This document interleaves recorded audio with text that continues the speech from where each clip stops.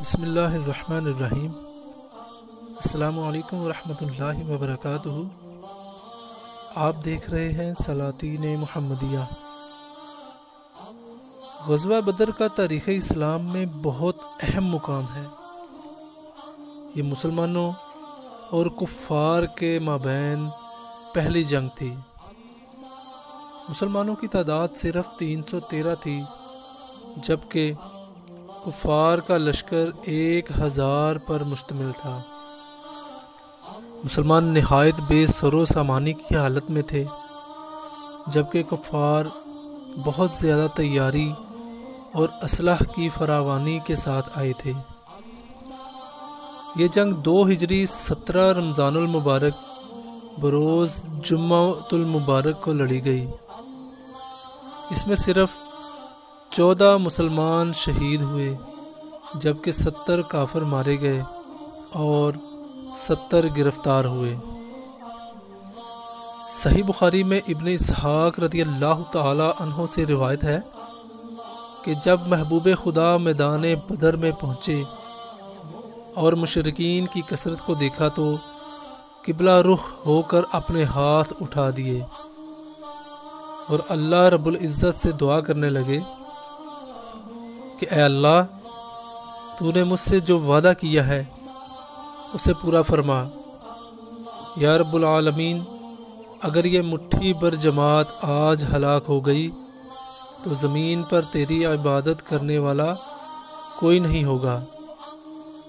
سرکار دو عالم صلی اللہ علیہ وآلہ وسلم دیر تک اس دعا میں مصروف رہے، حتیٰ کہ آپ کے کندھوں سے چادر گر گئی۔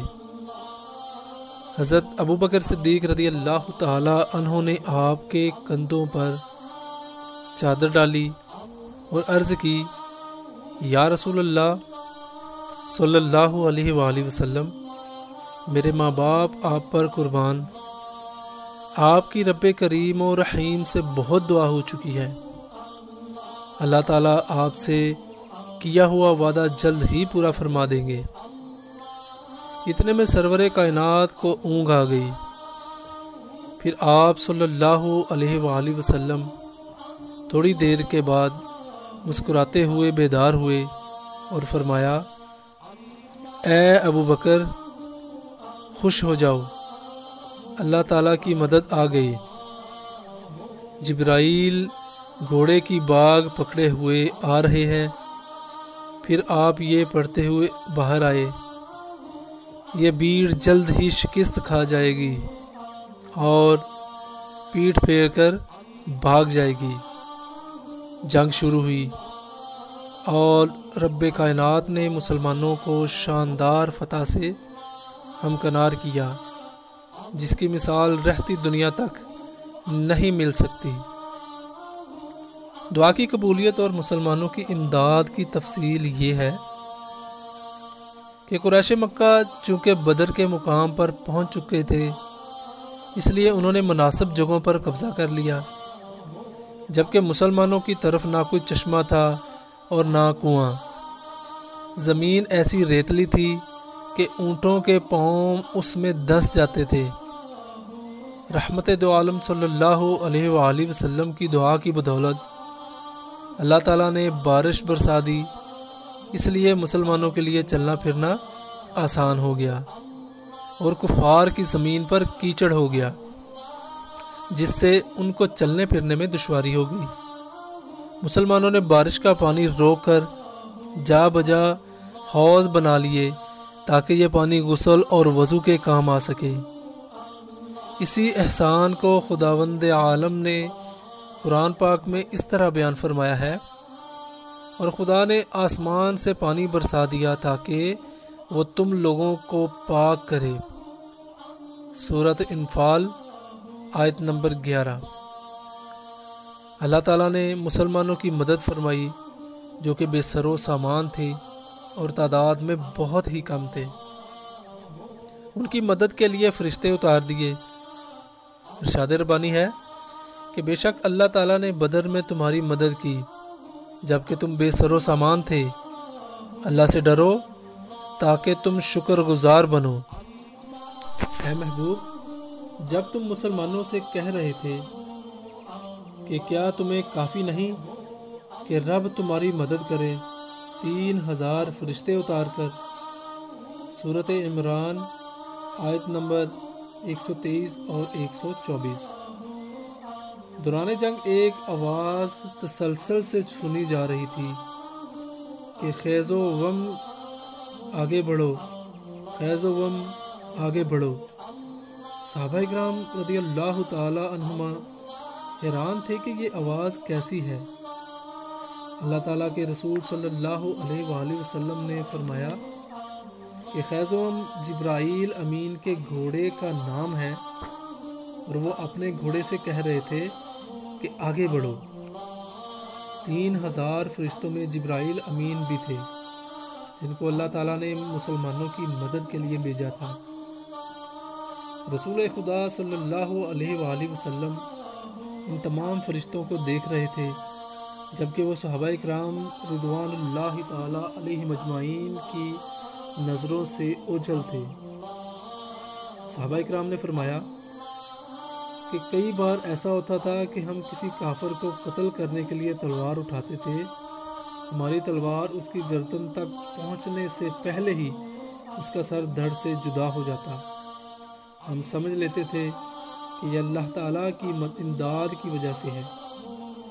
قرآن پاک میں یہ ذکر اس طرح ہے، سو تم لوگوں نے انہیں قتل نہیں کیا بلکہ اللہ تعالیٰ نے ان کو قتل کیا۔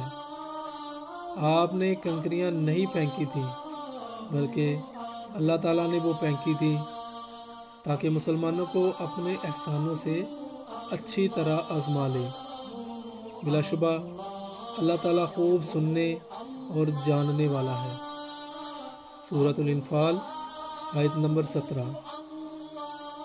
اللہ تعالیٰ نے جنگ سے پہلے وحی کے ذریعے اپنے محبوب کو وہ مقامات دکھلائے جہاں قریش کے بڑے بڑے سرداروں کا قتل ہونا تھا۔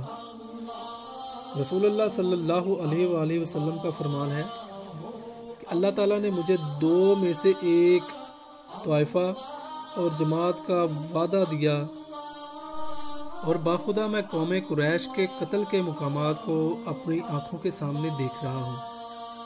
جنگ کے دوران رسول کریم صلی اللہ علیہ وآلہ وسلم نے کافروں پر کنکریوں کی ایک مٹھی بھر کر پھینکی تھی، جن کو اللہ تعالیٰ نے کافروں کے چہروں اور آنکھوں تک پہنچا دیا۔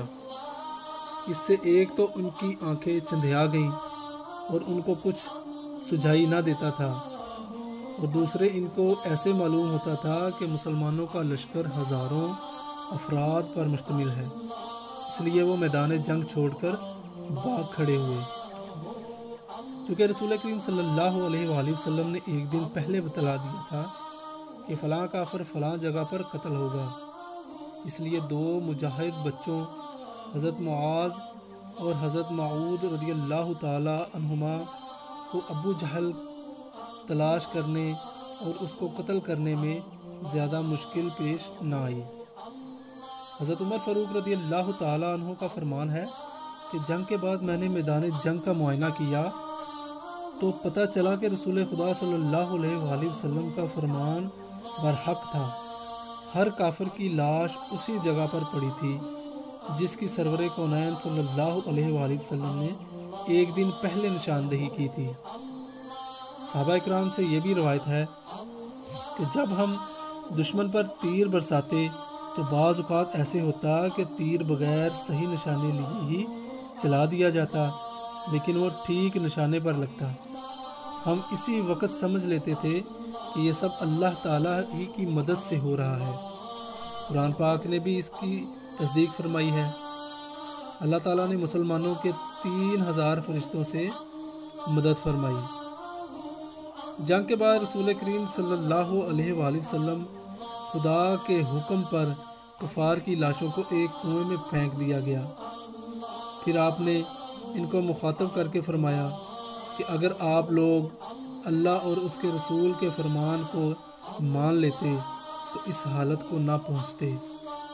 حضرت عمر فاروق رضی اللہ تعالی عنہ نے عرض کیا کہ یا رسول اللہ، یہ تو مر چکے ہیں، کیا یہ آپ کی آواز سنتے ہیں؟ رحمت دو عالم صلی اللہ علیہ وآلہ وسلم نے فرمایا اے عمر، یہ آپ سے زیادہ سنتے ہیں۔ حقیقتاً اللہ تعالیٰ نے اپنے محبوب صلی اللہ علیہ وآلہ وسلم کو ایسی صلاحیت عطا کی ہوئی تھی جس سے نہ صرف مردے بلکہ تمام بے جان اشیاء بھی آپ کی آواز سنتی تھیں۔ مزید ویڈیوز کے لیے ہمارے چینل کو سبسکرائب کریں، لائک کریں اور شیئر کریں اور بیل آئیکن کو ضرور دبائیں تاکہ ہر نئی آنے والی ویڈیو آپ تک بر وقت پہنچ سکے۔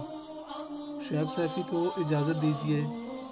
السلام علیکم ورحمۃ اللہ وبرکاتہ۔